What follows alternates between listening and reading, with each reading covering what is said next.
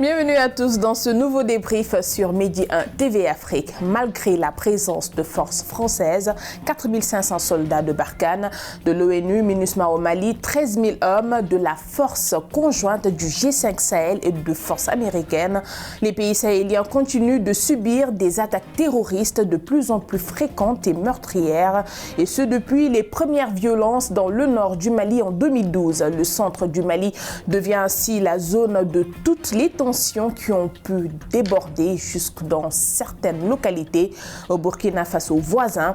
Les principales questions qui se posent, auxquelles nos invités tenteront d'apporter des réponses.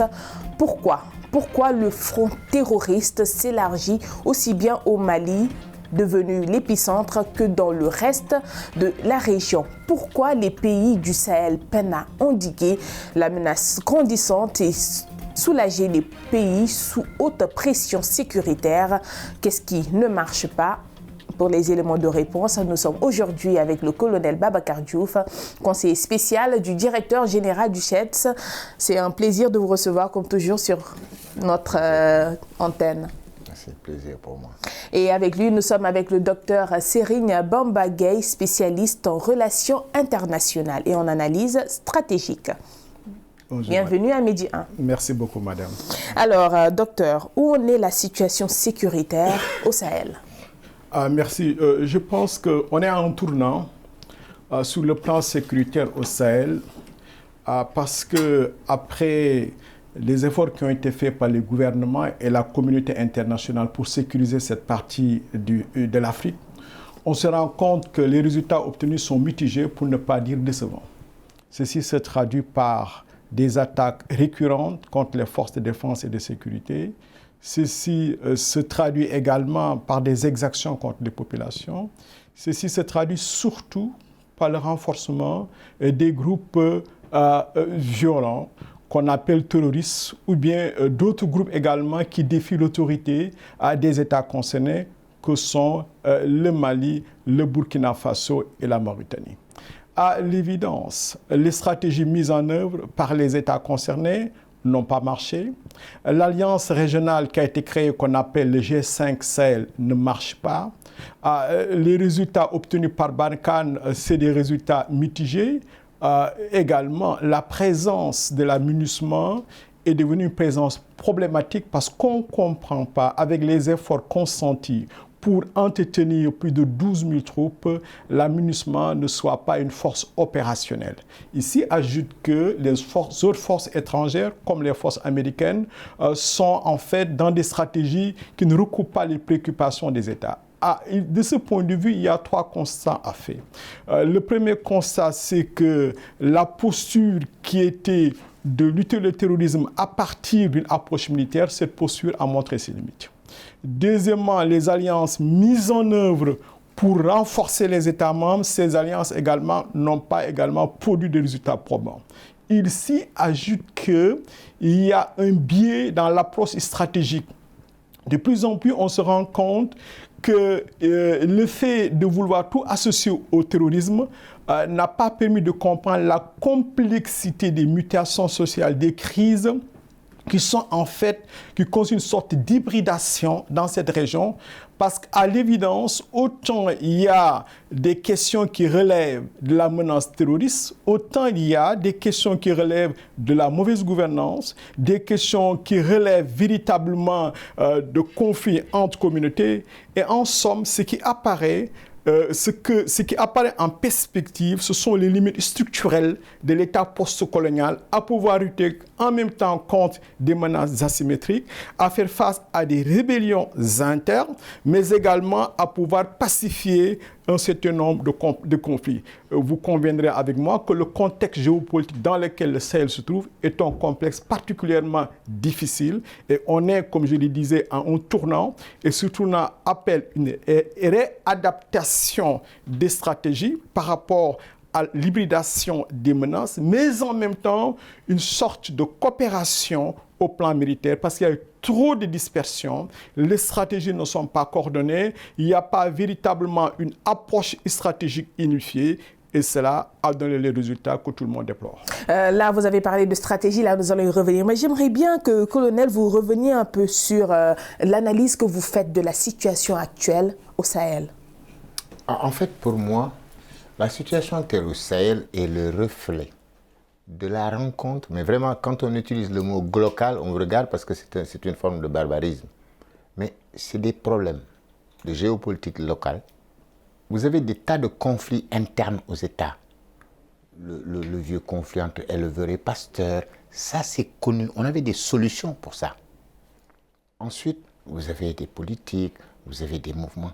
C'est-à-dire qu'à un moment, les politiques, ceux qui se battent sur le terrain de l'État, cette géopolitique-là est rejointe quelque part par celle de la sous-région. Les gens n'analysent pas la sous-région. Nous disons tous oui, approche holistique, holistique. Mais le holistique, c'est de partir du local au global ou du global au local. Et quand vous partez de là, vous vous rendez compte que l'État postcolonial, comme le docteur l'a dit, a été un État hérité du colon, donc fragmenté. Cette fragmentation et ces lignes de clivage qui vont avec, on les vit tout le temps. La bonne gouvernance consiste à résorber, à resserrer les fractures, ou alors la mauvaise, c'est les élargir pour les mener aux lignes de fracture. Mais à côté, vous avez les ambitions de pays, d'États qui sont là, qui sont des puissances régionales, l'Afrique, qui sont des puissances régionales au sens mondial du terme. Vous allez dans le Golfe, vous avez des puissances régionales qui sont là-bas, qui sont en expansion. Pourquoi?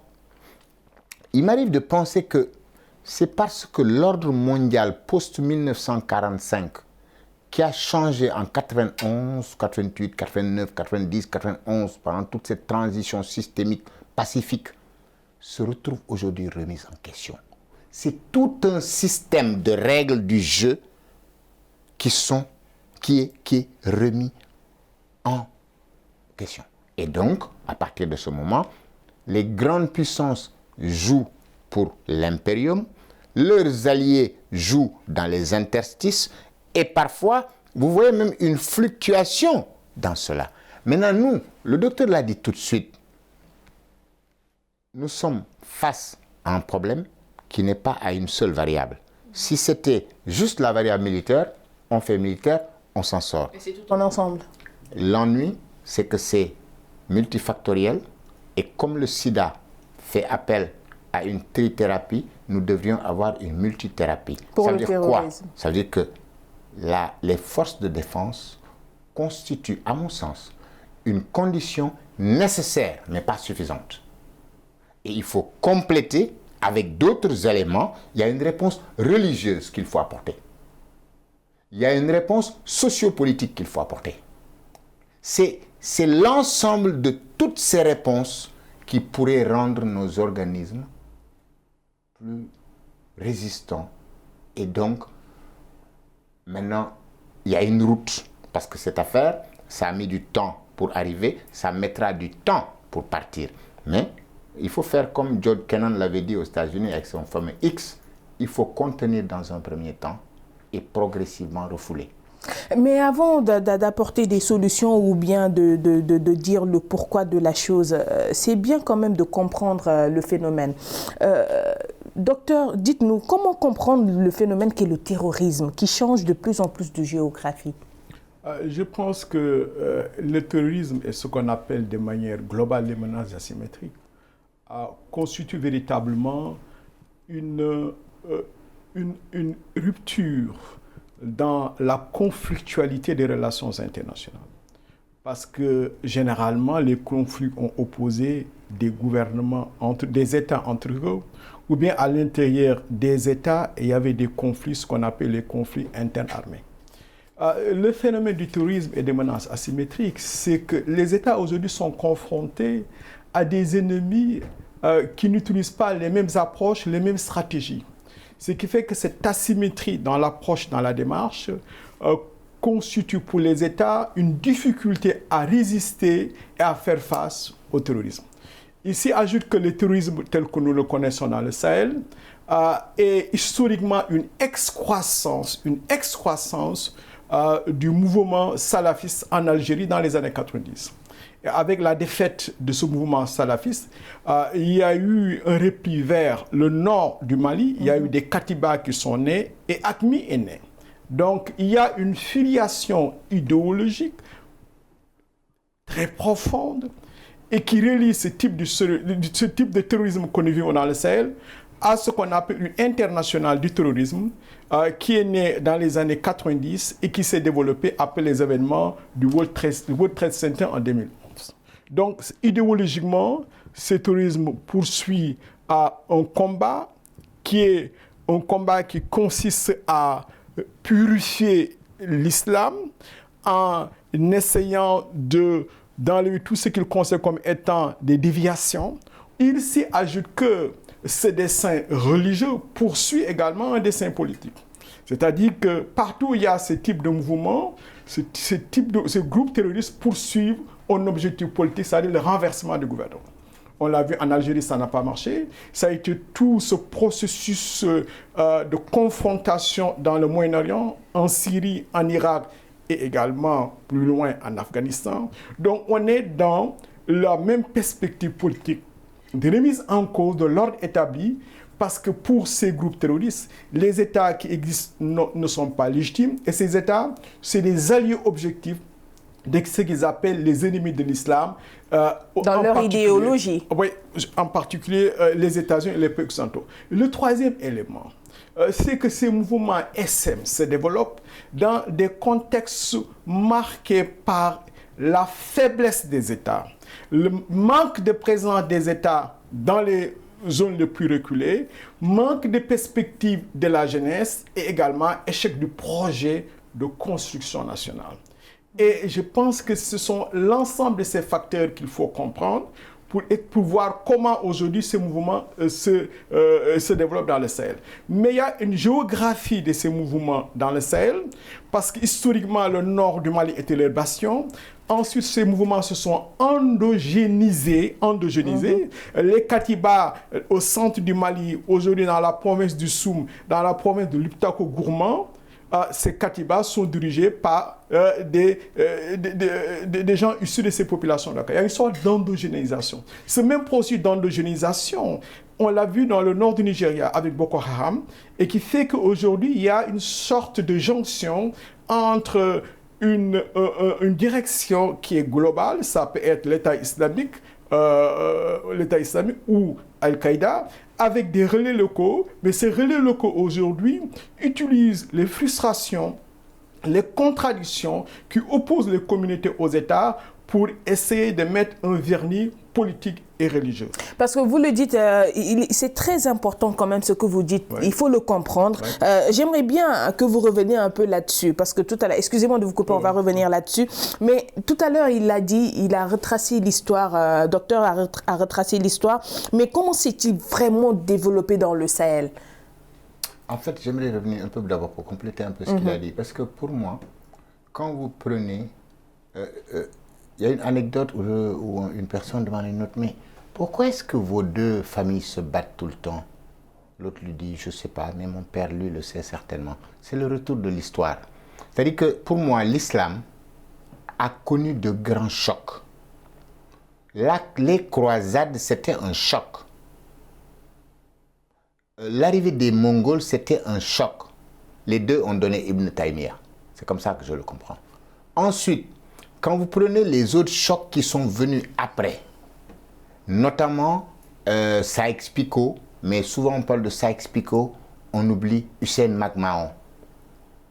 Il y a là-bas aussi une tentative, mais même avant, les Jamaldin al-Afghani, Mohamed Abdou et autres, ont estimé que l'islam rencontrait des obstacles, des défis, et qu'il fallait réformer l'islam. Maintenant, ces réformistes, eux, ont donné les frères musulmans, avec Hassan al-Banna, ont donné Saïd Qutb, qui est une radicalisation de cette affaire-là. Donc, sur le plan idéologique, ça a commencé, mais il y a tout un ensemble de marabouts d'ailleurs qui ont fait des djihad, qui sont allés faire le hijra à la Mecque, qui ont circulé, ils étaient Touaregs, ils étaient tout couleurs, ils étaient etc. Donc déjà ça faut le prendre pour savoir qu'il y a une continuité dans l'influence, que ce soit au Nigeria ou au Sahel ou ailleurs avec les Maoudoudi et tout ça, un peu partout. Ça c'est d'abord une chose. Maintenant sur le plan géopolitique, il y a un problème de rapport de force. Les gens qui rentraient d'Afghanistan, il ne faut pas oublier que l'Afghanistan existait. Et que l'Afghanistan, ça a consisté à utiliser des moudjahidines contre les soviétiques. Maintenant, retour de flamme, ceux-là, quand ils sont rentrés en Algérie, c'est ça qui nous a amenés jusqu'à Al-Qaïda au Maghreb islamique. Mais eux, repoussés à la frontière, sont passés à ce que, peut-être pour certains analystes, passerait pour les 3 niveaux de guérilla. Parce que la guerre révolutionnaire, guérilla, en fait, pour moi, ce que le terrorisme ajoute, c'est ce spectaculaire avec les kamikazes. Mais en réalité, Mao, quand il parle de guerre populaire à 3 niveaux, défensif stratégique, équilibre stratégique et offensif stratégique, les mouvements se promènent là-bas. Quand Boko Haram se territorialise, ou quand plutôt l'État islamique se territorialise aussi, etc., c'est le niveau 3. Mais ils se rendent compte que ce n'est pas tenable. Parce que dès qu'on peut vous situer, vous perdez le bénéfice de l'asymétrie. Donc on se replie au niveau 2. On se replie au niveau 1 et on se balade là-bas. Ça, pour moi, c'est clair. Donc, je reviens à ce truc de connexion avec les populations. Et un problème local. C'est ça l'endogénéisation dont parlait le docteur. Vous trouvez des problèmes locaux. Un problème local, pour moi, c'est comme s'il y avait de l'eau qui tombe ici et là. Mais là, le carrelage est étanche. Là, le carrelage n'est pas étanche. Au bout d'un moment, vous avez de l'herbe qui pousse ici. L'herbe pousse parce que comme le courant qui a trouvé sa masse, l'eau a trouvé le sable. Et il y a une dynamique qui s'enclenche et qui se traduit par l'herbe. C'est la même chose. Ils nous ont trouvés avec nos États déglingués, où les armées étaient souvent des armées gardiens de régime, pas des armées nationales, des armées ethniques, des armées politiques, qui n'étaient que très peu professionnelles, il faut le dire. Des armées qui ont passé leur temps à distribuer des coups de pied à leur population. Maintenant, tous ces retours de flamme nous arrivent. Et donc, quand la Libye s'est cassée et que des armes et des gens bien entraînés ont rejoint, ça a basculé au niveau du Mali. Je voulais ajouter, si vous me permettez, oui, allez-y. Que les débats qui nous occupent aujourd'hui sur la question du terrorisme, il faut l'envisager aussi sous la question de ce qu'on appelle les menaces exogènes. Le terrorisme tel que nous le découvrons vient du Maghreb, de l'Algérie. Et ces facteurs exogènes ont montré au goût du jour toute la difficulté que les États ont à s'organiser pour défendre leurs frontières et pour faire face à des menaces exogènes. Et le terrorisme n'est pas la seule menace exogène à laquelle font face ces États. Il y a eu également la drogue, les narcotrafiquants. Et il y a concomitance entre l'irruption de ces deux facteurs exogènes au niveau du Sahel à la fin des années 90, au début des années 2000. Ce qui fait qu'avec la porosité des frontières, le manque de vision de gouvernement et les capacités... Et surtout la corruption également. La corruption et le manque d'anticipation. Donc tous ces réseaux qui viennent de l'extérieur, les réseaux de trafiquants, les groupes terroristes, ont pu se développer, ont eu de connexions locales, endogénéisation. Et c'est aujourd'hui ce qui fait que ces mouvements ont cette dimension transnationale, connectée à des réseaux, avec des objectifs. Et surtout, il y a imbrication entre ces groupes djihadistes et les groupes de trafiquants dans le Sahel. Et ça montre toute la difficulté aujourd'hui à lutter contre ces groupes, parce que ces groupes aujourd'hui se nourrissent du trafic. Et les trafiquants également sont en relation avec ces groupes pour pouvoir sécuriser les réseaux et les routes à partir desquelles les trafics également se déploient. Donc j'aimerais également mettre l'accent sur cet élément important pour voir qu'on est à un tournant, parce que ce tournant postule deux bouleversements géopolitiques. Ce bouleversement géopolitique, le premier est lié au caractère transnational du commerce de la drogue. L'autre, c'est le bouleversement géopolitique qui est né au début des années 2000 avec une sorte de planétarisation du terrorisme. Et le Sahel, malheureusement, est devenu aujourd'hui un épicentre de ces mouvements. Donc, ces deux bouleversements géopolitiques constituent aujourd'hui deux phénomènes sur lesquels les gouvernements ont beaucoup de mal à mettre sur pied des stratégies de riposte. Parce que dès que vous frappez un groupe au Mali, ce groupe se déploie au Burkina, il se déploie au Niger, il se déploie en Libye. Justement, c'est quoi l'enjeu pour le Sahel? L'enjeu pour le Sahel aujourd'hui est double. Il y a trois enjeux. Le premier, c'est la stabilisation du Sahel. Parce qu'au début, c'était seulement le Mali qui était déstabilisé, le nord du Mali. Ensuite, il y a eu le centre du Mali. Après, c'est le Burkina, le Niger, le Nigeria également a été déstabilisé. Donc, il se pose un problème de stabilisation parce qu'on ne peut pas aujourd'hui développer le Sahel dans un contexte de violence, dans un contexte également où il y a une récurrence des attaques terroristes. Le deuxième enjeu, c'est un enjeu également de mobilisation de l'ensemble des partenaires. Pour dire effectivement, si on veut résoudre la question de la lutte contre le terrorisme, il faudrait l'envisager dans la longue durée. C'est-à-dire qu'il ne faut pas faire une analyse erronée de la situation en pensant que c'est en détruisant des katibas qu'on va résoudre le problème. La question qui est posée, c'est la question du développement, la question de la reconstruction des États pour leur permettre d'avoir les outils et les moyens de réguler les politiques publiques afin qu'il y ait au niveau des populations, des services de qualité, également donner des perspectives à la jeunesse. Et le troisième enjeu, c'est un enjeu également régional. C'est construire les capacités régionales pour pouvoir faire à de telles menaces. Parce que ce qu'on a pu avoir comme leçon apprise durant ces événements que nous vivons malheureusement, c'est que non seulement il y a un double échec des stratégies nationales pour faire face à ces groupes, mais également échec des stratégies régionales. Parce que la CEDEAO, qui est l'organisation régionale et qui a prérogative pour maintenir la paix dans la région et construire l'intégration régionale, la CEDEAO, à l'évidence, est complètement dépassée par les événements. Bon, je ne voulais pas vous couper, mais là, nous allons y revenir dans la deuxième partie, à savoir les défis sécuritaires à relever et surtout la contribution des organisations sous-régionales dans la résolution de ce problème-là. Mais, colonel, j'aimerais bien qu'on revienne un peu sur la situation du Sahel. Docteur l'a un peu expliqué, mais ce que les gens peinent à comprendre, c'est pourquoi cette situation, elle perdure dans le Sahel.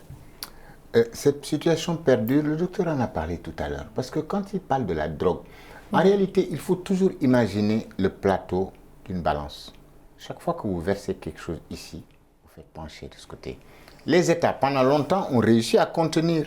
Mais justement, on l'a dit, les gens venus d'Algérie, les gens venus de Libye, la drogue, toutes ces choses qui gonflent les ressources de l'autre et qui nous affaiblissent en même temps, et qui nous obligent à un jeu très difficile. Nous gérons le présent, mais nous devons apprendre aussi à réserver quelque chose pour nous projeter dans le futur et avoir cette patience. C'est ça qu'on n'a pas. Maintenant, pourquoi le Sahel?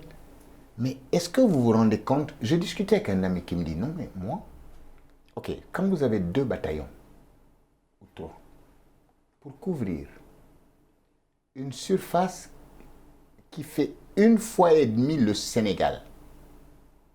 Est-ce que vous vous rendez compte si la défense du Sénégal reposait sur, on va dire, 2000, 3000 hommes? Quelle défense ça aurait représenté par rapport à des frontières, par rapport à des endroits inhospitaliers, par rapport à toutes ces histoires? Et donc, le docteur a parfaitement raison. Mais la dimension qu'il faut ajouter, j'aurais écouté avant-hier, je crois, le président Macron. Il a dit qui est derrière. Mais en le disant, il soulève un problème qui est le problème systémique. C'est-à-dire, quelle autre grande puissance a intérêt à ce que la situation perdure et qui est en train de tirer les ficelles pour dire on va les chasser. Et croyez-moi, moi, la petite étude que j'ai faite de Al-Qaïda pendant un moment, ça faisait ressortir que pour Oussama Ben Laden, quand on a fait sauter un hôtel au Yémen et que les Américains se sont retirés, lui, il a construit une chaîne. Il a dit, les Occidentaux ont fui au Vietnam. Avant, c'était Dien Bien Phu. Aujourd'hui, ils fuient, ils ont quitté le Yémen. Ils ont quitté par la suite la Somalie. Parce qu'une partie de l'histoire de la Somalie, c'est que qui a appris à transformer les RPG-7 en armes antiaériennes? C'est Al-Qaïda. Des gens sont arrivés chez les Somaliens, ont aidé Aïdid à pouvoir le faire. Donc, ces genres de leçons, chaque fois que les Occidentaux se retirent, il y a une mauvaise leçon qui est prise. Et malheureusement, je reviens sur ça et j'insiste dessus, au-delà de toutes les manipulations, il n'y a assez d'aucun des médicaments. Si aujourd'hui vous allez chez le médecin, qu'il vous prescrive 3 ordonnances en vous disant un comprimé matin, 2 comprimés matin, 2 le midi, 2 le soir, et vous passez votre temps à dire je prends un le matin, un le soir, vous ne serez jamais guéri. Vous ne serez jamais guéri, ça on va marquer une pause là-dessus et on va y revenir dans la seconde partie.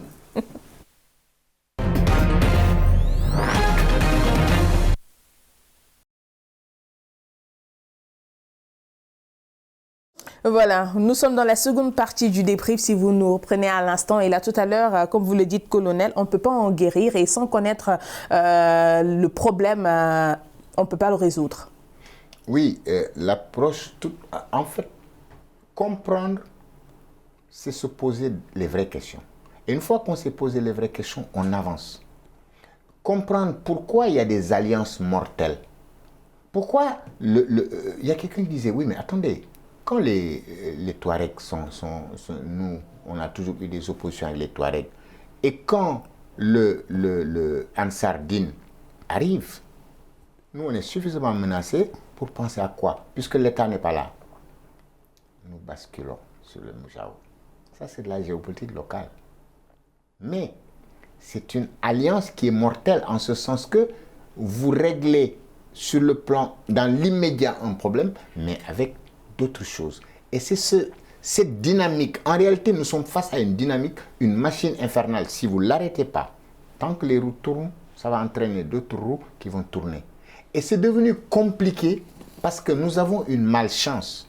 Je dis que depuis 2014, quand les grandes puissances ont commencé à se polariser, mais on entre dans ce qu'on appelle une transition systémique, mais dans une transition systémique, c'est une bataille à mort. C'est-à-dire que chaque grande puissance a intérêt à chercher à contrôler certaines choses pour en priver l'autre. Et à ce moment, nous devenons quelque chose de très simple, des pions. Des pions, et là, tout à l'heure, vous l'avez expliqué, docteur, avec tout cela, on se demande pourquoi, bon, bien vrai que les réponses ont été données, le problème, au lieu de reculer, avance. Et les pays qui font face à ce problème, malheureusement, ont du mal à s'outiller et à lutter contre. Oui, je pense que pour comprendre ce qui se passe à l'heure actuelle, surtout au plan militaire et sécuritaire, il faut soulever 3 dimensions. C'est l'inefficacité de la réponse stratégique. La réponse stratégique développée au niveau du Sahel, autour du tout militaire, n'a pas produit les résultats escomptés. Premièrement, les armées nationales n'ont pas été à la hauteur du défi. Elles ne sont pas bien outillées. Ne sont pas bien outillées, mais en même temps, souvent n'étaient pas bien préparées. C'est le premier élément. Deuxièmement, la réponse classique qui consiste à déployer des troupes avec des armes conventionnelles, cette approche également a donné des résultats mitigés. Parce que les États sahéliens n'ont pas de capacité, notamment au plan aérien, avec l'utilisation des hélicoptères, des drones et des avions. Ça c'est une faiblesse stratégique majeure. Mais qui est très important. Le deuxième élément, c'est le manque de coordination sur le terrain entre Barkhane, les armées des pays concernés, l'amunissement et les Américains. On a comme l'impression qu'il y a une dispersion, et cette dispersion, en même temps, elle est problématique. Si tant est qu'il faut lutter contre les groupes terroristes alors que les acteurs sur le terrain ne sont pas coordonnés, n'ont pas la même stratégie au plan stratégique et au plan également de la riposte, cela pose problème en termes de règles d'engagement. L'autre élément sur lequel il faut insister, c'est que les populations n'ont pas été impliquées dans cette lutte. Et c'est là où se trouve toute la difficulté. Parce que l'une des leçons apprises au cours de ces 20 dernières années à travers le monde, dans la lutte contre le terrorisme, cette leçon apprise est la suivante. Partout dans un pays où on a voulu éradiquer le terrorisme sans la participation des populations, cela a échoué. Ça, c'est la première leçon apprise. La deuxième leçon apprise, dans un pays déterminé, s'il y a des acteurs externes, extérieurs, qui s'engagent dans la lutte contre le terrorisme, cela complexifie le problème, parce que cela va créer une sorte de légitimisation de l'action violente contre ces groupes extérieurs, et cela également va déstabiliser l'État concerné, parce que l'État apparaît comme étant le support de puissance étrangère. Donc aujourd'hui, malheureusement, on est dans cette situation au Sahel qui fait que les populations et les communautés ne sont pas impliquées dans la lutte contre le terrorisme. Et deuxièmement, la présence d'acteurs extérieurs donne une dimension politique particulière qui fait aujourd'hui qu'il y a une sorte de rejet. Aujourd'hui, ce qu'on appelle le sentiment anti-français, anti-guillemets, n'est que la résultante de cet élément, parce que les populations locales, nationales, de plus en plus ne comprennent pas pourquoi ces troupes étrangères, si nombreuses, très armées et bien équipées, ne parviennent pas à lutter contre le terrorisme. Et on les soupçonne à tort ou à raison de poursuivre un projet politique. Cela marque un tournant aujourd'hui dans le Sahel, et ce qui fait que on a eu récemment la colère du président français Macron, qui disait que la France ne peut pas rester au Sahel tout en échouant des critiques, et ces critiques relèvent d'une posture anti-française. Le débat est plus complexe que cela. C'est-à-dire qu'aujourd'hui, dans le cadre de conflits locaux, la présence d'acteurs extérieurs donne une dimension politique. Cette dimension politique ravive des contradictions, réveille l'histoire, mais en même temps pose la pertinence des troupes étrangères, notamment des troupes des anciennes puissances coloniales en Afrique et dans le Sahel. Colonel, le docteur l'a dit tout à l'heure, il a résumé en 3. La posture, l'alliance et l'approche stratégique. Mais on l'a remarqué, on a vu que les solutions militaires n'ont pas porté leurs fruits dans la lutte contre le terrorisme au Sahel. Et la question qui se pose, c'est de savoir si sont-elles vraiment utiles, et les défis sécuritaires à relever dans le Sahel, que sont-ils? En fait, excuse-moi, j'aimerais quand même qu'on fasse un petit truc sur ce que le docteur disait tout à l'heure. Le docteur a raison, mais les populations, comment voulez-vous pouvoir les associer tout de go si pendant longtemps, ces populations ont été identifiées pratiquement comme les ennemis des régimes? Justement, ça fait partie des lignes de clivage que nos États, que d'abord on a développé pendant la colonisation et qu'on a continué à développer après. Donc ça, il faut que ce soit peut-être un peu clair. Ensuite, regardez la situation, non pas juste à un niveau, mais élevez-vous un peu. Qu'est-ce que vous voyez? Vous avez un noyau dans le Sahel, vous avez un noyau vers Maïdikouri et autres au Nigeria. Entre les deux, déjà, le simple fait que la CEDEAO soit attaquée sur 2 fronts, c'est déjà des forces qui sont divisées. S'il n'y avait pas eu ça, peut-être qu'il y aurait eu beaucoup plus de force ici.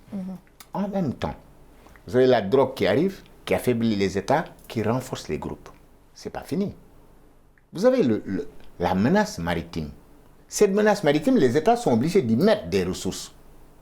Et quel problème ça pose? Mais quand vous avez des ressources finies, par rapport à des problèmes infinis, c'est la définition même de l'économie, vous êtes obligé de faire des priorités. Mais l'ennui, c'est qu'à un moment, vous en arrivez à faire des priorités parce que tout est priorité. Donc, vous êtes étiré, vous avez vos adversaires qui bénéficient directement par des ressources qu'on paye au niveau du Sahel, indirectement par l'existence même de ces pirates et de ces brigands maritimes qui vous obligent à mettre des ressources dessus parce que vous ne pouvez pas les ignorer. Donc, déjà, cette situation globale est une chose. Maintenant, deuxièmement, vous mettez des forces qui sont insuffisantes. Vous avez des États qui tendent à raisonner en termes géopolitiques. Et on vous dit, dans la coopération en géopolitique, malheureusement, les gains absolus sont négligés au profit des gains relatifs. C'est-à-dire, je regarde toujours, si dans telle chose, vous gagnez en pourcentage quelque chose qui fait évoluer le rapport de nos forces, je ne suis pas d'accord. Vous voyez, ça a l'air stupide. Si vous me disiez, oh, j'ai un business pour vous, vous allez gagner 5 millions. Je ne m'occupe pas de savoir ce que ces 5 millions signifient. Je regarde vous ce que vous avez et moi ce que j'ai et comment ça fait changer le rapport de force entre nous deux. Oui, allez-y. Pour compléter le colonel, j'aimerais toujours dans le cadre de l'analyse contextuelle, pour voir les défis à relever. De plus en plus aujourd'hui, il apparaît évident qu'il y a un lien entre la dégradation sécuritaire au Sahel et ce qui se passe en Libye. Or, la corrélation entre ces deux zones de turbulence donne aujourd'hui à la résolution de la crise au Sahel une posture tout à fait nouvelle. Parce qu'aujourd'hui, il y a une sorte d'autoroute qui va de la Libye jusqu'au Mali, au Burkina et au Niger. Et toutes ces zones aujourd'hui permettent au groupe islamique, à Al-Qaïda, de pouvoir bénéficier d'arrière-base, de réseaux, de connexions, permettant en fait d'agrandir leur champ d'action. Parce que les récentes analyses l'ont montré, si la situation s'est détériorée autour de ces 3 derniers mois dans la zone du Liptako-Gourma, qu'on appelle la zone des 3 frontières, entre le Mali, le Niger et le Burkina Faso, c'est que le groupe islamique a pu recevoir d'importants renforts en armes et en hommes venant de la Libye. Ce qui fait que si on veut lutter durablement contre ces groupes dans le Sahel, il faut aussi penser à la résolution de la crise libyenne. Et cette résolution pose problème parce que les derniers développements auxquels nous avons assisté ces derniers jours montrent que la Libye devient un enjeu géopolitique au niveau du Moyen-Orient, du bassin méditerranéen et au niveau mondial, avec l'entrée dans la scène libyenne d'acteurs comme la Turquie, la Russie qui renforce son influence, les pays arabes, notamment Qatar, l'Arabie saoudite, qui veulent imposer des régimes politiques qui répondent à leur vision du monde. Donc, vous voyez, madame et colonel, qu'on est à un tournant particulier parce que la situation au Sahel risque de s'aggraver avec les enjeux géopolitiques en cours en Libye, et cela risque de permettre le renforcement des jonctions et d'alliances entre ces groupes qui sont en Libye et ceux qui sont au Sahel. J'aimerais donc mettre ce point qui est un point important pour dire quoi? Et ça, c'est la 3e leçon apprise que je voulais également évoquer. Dans la lutte contre le terrorisme, au cours de ces 20 dernières années, la 3e leçon apprise est que si, dans un front déterminé, les acteurs extérieurs ont une dimension hégémonique, cela crée en fait des fractures en termes de polarisation, et la création de ces nombreuses zones de polarisation rend éminemment complexe la résolution de la lutte contre le terrorisme. Et aujourd'hui, nous assistons exactement à cette dimension que j'appelle la 3e leçon apprise dans la lutte contre le terrorisme à travers le monde. Comme l'a dit le docteur tout à l'heure, la situation est aussi complexe que ça. Parce que dans ces solutions pour résoudre le problème, l'ONU parle de sécurisation efficace et efficiente des frontières. Mais au vu de tout ça, ça va être plus difficile que ça. Moi d'abord, je voulais revenir sur une chose. Justement, cette situation où le noyau dur est dans la région du Liptako-Gourma montre le problème de la coordination. Parce que le suivi que j'en avais à un moment m'avait laissé penser que la nouvelle stratégie malienne qui avait consisté à se replier, à se reconcentrer, a laissé un vide. Et ces gens jouent comme l'eau ou l'électricité, ont choisi le chemin le plus simple. Et donc, ils ont pu se glisser et frappait sur le Niger plus profondément. Tant qu'il y avait en fait, pendant longtemps, les Maliens ont servi de bouchon, à mon avis. Donc, déjà, ça, c'est un problème qui montre le problème de la coordination. Vous avez des gens à Bamako. Vous avez même un imam qui dit des choses, qui veut être candidat, qui fait beaucoup de choses. Mais quand vous regardez, le gars de Bamako qui te dit qu'il faut que les Français sortent, est-ce que les gens qui sont au plus près là, eux, ils disent la même chose? Non, manifestement. Donc, ça sort une autre dimension. Et pendant que vous parlez de solution, écoutez, quand vous prenez l'ONU, au niveau de l'ONU, il y a un conseil de sécurité. Les membres du conseil de sécurité sont des léviathans. C'est-à-dire que le droit, eux peuvent dire le droit et l'appliquer à quelqu'un par des sanctions, par des interventions. Mais eux, on ne peut pas le leur appliquer. Le trésor dans ça, c'est le droit de veto. Le droit de veto, c'était une reconnaissance de la puissance des derniers vainqueurs de la guerre mondiale, de la seconde. Mais en retour, il doit faire quelque chose pour nous les autres. C'est-à-dire que si moi, je vous laisse certains privilèges, c'est vrai que vous avez de la force, vous pouvez me l'imposer, mais comme vous voulez le faire en respectant certaines règles, moi je vous oblige aussi, je peux vous obliger à dire, je peux vous dire, mais écoutez, occupez-vous de moi, c'est comme l'État. Les gens se révoltent contre l'État quand l'État n'assure pas leur sécurité. Mais pourquoi est-ce que les États ne se révoltent pas contre le Conseil de sécurité des Nations Unies pour leur dire, attendez, vous avez tous ces droits-là. Oui, d'accord, mais où vous nous dites que c'est la loi du plus fort, à ce moment on le sait tous, on s'y complaît, mais vous ne nous dites pas que c'est le droit international et vous ne vous investissez pas assez. Ça c'est un.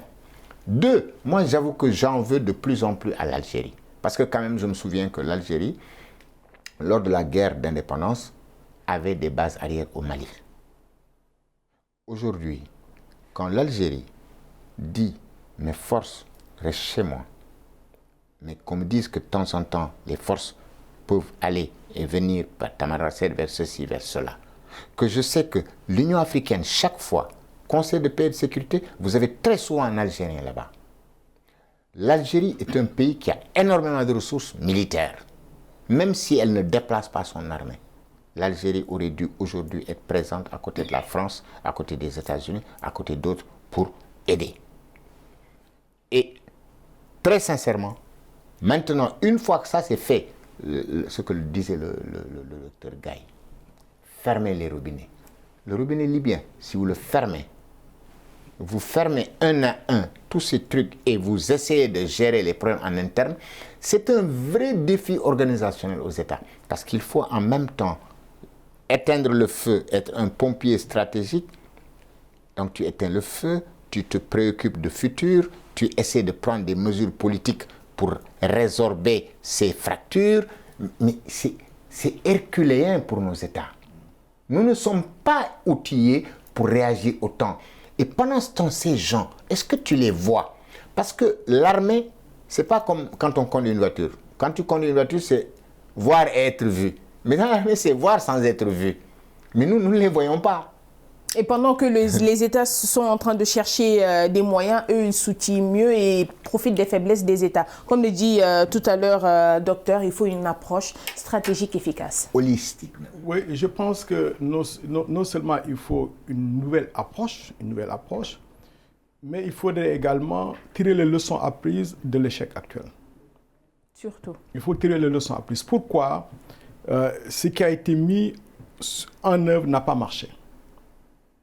C'est la première analyse à faire. Après avoir fait cette analyse, il faudrait aujourd'hui voir comment mobiliser les moyens dont les armées africaines ont besoin à l'heure actuelle. Le premier élément, je pense qu'on l'a dit lors de la première partie, c'est la réponse du tout militaire qui n'a pas marché. On ne peut pas lutter contre le terrorisme sans y associer les populations. Deuxièmement, il ne faut pas globaliser la menace. Il faut voir à côté de l'action des groupes terroristes, il y a des conflits qui sont profondément ancrés dans les sociétés sahéliennes. Les conflits entre agriculteurs et passeurs. Les conflits intercommunautaires. Les conflits intercommunautaires. Interethniques. Il y a aujourd'hui la gestion du commerce illicite. Mais également, il y a le problème, la question de la gouvernance locale. Parce que les États sahéliens n'ont pas été à la hauteur pour résoudre les questions de gouvernance locale. Parce qu'il faudrait restaurer l'autorité de l'État. Notamment dans la capacité de l'État à délivrer aux populations des services de qualité que sont l'éducation, la santé et l'accès à l'eau. En définitive, il faudrait repenser la posture de l'État. Mais après avoir dit ça, il faudrait aujourd'hui arrêter la dégradation sécuritaire. Et je pense qu'il faudrait une autre approche stratégique et de nouvelles règles d'engagement.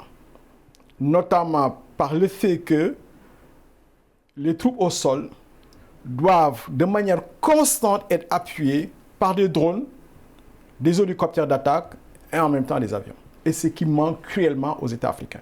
Et il faudrait donc que les partenaires qui sont dans cette région puissent aussi travailler dans le sens à ce que les armées locales puissent avoir ces outils pour lutter contre les groupes terroristes. Parce que tant qu'il y aura cette division du travail qui consiste à dire les armées locales, vous allez intervenir de manière classique avec les armées, des armées qui ne sont pas adaptées, quel que soit le courage de ces armées seront défaites.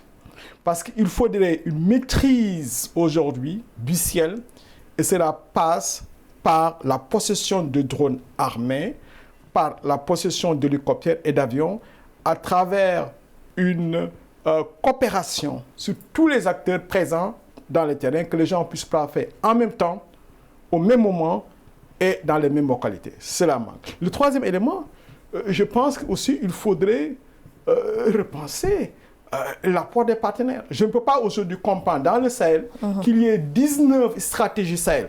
19 stratégies Sahel qui sont en concurrence les unes par rapport aux autres et qui ne parviennent pas à produire des résultats probants sur le terrain. Comme on dit, il faut exiger des réponses concrètes au G5 Sahel, surtout dans le cadre de l'aide reçue. Au-delà du G5 Sahel, c'est tous ces partenaires au développement qui disent qu'ils aident le Sahel. Je dis, madame, qu'il y a 19 stratégies. Il y a la stratégie de l'Union européenne, la stratégie de la Banque mondiale, la stratégie de la France, la stratégie de la Banque islamique de développement. Il y a une cacophonie. Et depuis que les promesses ont été faites, rien de concret n'a été vu. Oui, concernant le G5, il y a un décaissement. Mais aujourd'hui, on n'est plus au niveau de la question du décaissement. Aujourd'hui, le problème, c'est il faut repenser le G5 Sahel. Il faut le repenser par rapport à ce que je viens de dire, pour qu'il y ait une autre approche stratégique et de nouvelles règles d'engagement et voir comment faire en sorte qu'il y ait des matériels adaptés. Aujourd'hui, les matériels utilisés ne sont pas adaptés. Et enfin, pour terminer sur cette question, il faudrait aujourd'hui revoir la mission onusienne de maintien de la paix. L'amunissement qui est au Mali avec 12 000 hommes, avec un budget de près de 1,3 milliard de dollars US par an, l'amunissement aujourd'hui a atteint ses limites. Et au-delà du cadre de l'amunissement, c'est de repenser les opérations de maintien de la paix dans un contexte de menaces asymétriques. Je crois qu'aujourd'hui, les Nations Unies, malgré leur bonne volonté, ont échoué parce que l'outil que les Nations Unies utilisent pour stabiliser le Mali, l'amunissement n'est pas adapté. Une opération de maintien de la paix n'est pas la réponse dans un contexte de menaces asymétriques, de dégradation sécuritaire et également une situation avec des États faillis qui ne sont pas capables de pouvoir jouer leur rôle en tant qu'élément de régulation des rapports sociaux, mais en même temps en tant que détenteurs de la violence légitime sur le territoire. Voilà, colonel, nous allons d'ailleurs terminer avec vous rapidement. Si vous avez quelque chose à ajouter dessus. Oui, je voulais dire qu'en fait, nous sommes interpellés sur plusieurs plans. Il a dit, oui, il faut voir les gens, savoir où ils sont, comment ils sont, quelle est leur posture, et avoir le moyen d'aller les détruire. Parce qu'ils sont très bien entrés au sein des populations. Mais c'est pour dire qu'il y a tout ça. Mais moi, je reviens pour dire que ça nous interpelle. L'architecture de paix que nous avons au niveau de l'UA, tout ce que nous avons au niveau de la CEDEAO, c'est pour ça que je pense que le G5 Sahel, c'était bon pour l'immédiat peut-être. C'était une riposte immédiate. Voilà. Dans un contexte avec le temps, pour moi, la CEDEAO aurait dû reprendre la main pour pouvoir mobiliser beaucoup plus les autres États qui ne sont pas encore touchés. Mais ne vous inquiétez pas, si les murs cèdent les uns après les autres, on arrivera à eux. Les mesures internes, vous savez, les histoires de troisième mandat, il y a des États où moi j'estime que la limitation des mandats, c'était un des principaux résultats des transitions démocratiques des années 90. Et aujourd'hui que partout presque on tend à y revenir, moi je vous dis, je regarde certains États, j'ai peur. Parce que je me dis que on va arriver à une polarisation telle que ces États peuvent exploser. Et crois-moi, aujourd'hui, tout ce qui est terroriste n'attend que ça. Maintenant, l'autre élément que je voulais amener, que j'ai regardé moi dans mes recherches, c'est que vous vous souvenez dans les années 70, vers la fin des années 70-80, quand il y avait le problème du Polisario au Maroc et tout. Le Maroc a eu des pertes à un moment. Mais le jour où ils ont commencé progressivement à sécuriser des territoires, à mettre leurs murs, quand ils sont arrivés au bout de leur processus, quelqu'un d'autre ne pouvait plus se balader sans qu'on puisse venir le détruire. Donc, il y a plusieurs exercices, voir, gêner, détecter et tout ça est coordonné parce que dès que vous vous écartez, les gens arrivent. Et là, maintenant, moi, si je dois terminer, je voudrais que ce soit sur qu'est-ce qu'on souhaite.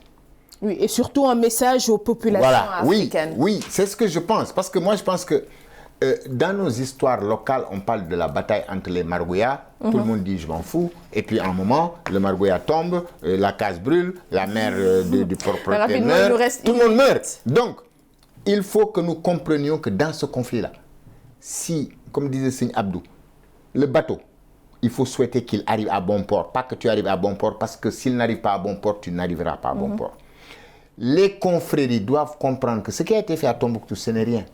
Quand quelqu'un te dit que moi, c'est le tombeau du prophète que je souhaite raser, ce gars, s'il arrive ici, dans toutes les villes religieuses, donc il faut que nos confréries, tout le monde comprenne qu'il y a un combat là-bas. Les citoyens, vous ne pouvez pas vous battre pour la démocratie et ne pas penser que vous devez sécuriser votre territoire. Alors, rapidement, il nous reste 30 secondes. Voilà. Païens, chrétiens, musulmans. Tous, vous êtes au même niveau pour ces gens. Ils vous déclareront takfir. Ils vont vous excommunier. Ils diront qu'ils ont le droit de vous tuer. Et comme on le dirait parmi les solutions de l'ONU, il faut impliquer les autorités traditionnelles, coutumières et religieuses, ce qui résume tout et ce que dit les problèmes internes. Il faut des mesures politiques courageuses. Il faut réformer les armées. Pour faire face à la menace terroriste. Bon, et malheureusement, nous sommes arrivés au terme de cette émission très intéressante. En tout cas, merci, docteur. Ce fut un plaisir de vous avoir sur notre plateau et au colonel également. C'est toujours un plaisir de vous avoir. Un grand merci aussi à la partie rédactionnelle et technique. C'est la fin de ce débrief. Bonne suite de programme sur Médian TV Afrique et à bientôt pour un autre débrief, toujours sur Médian TV Afrique.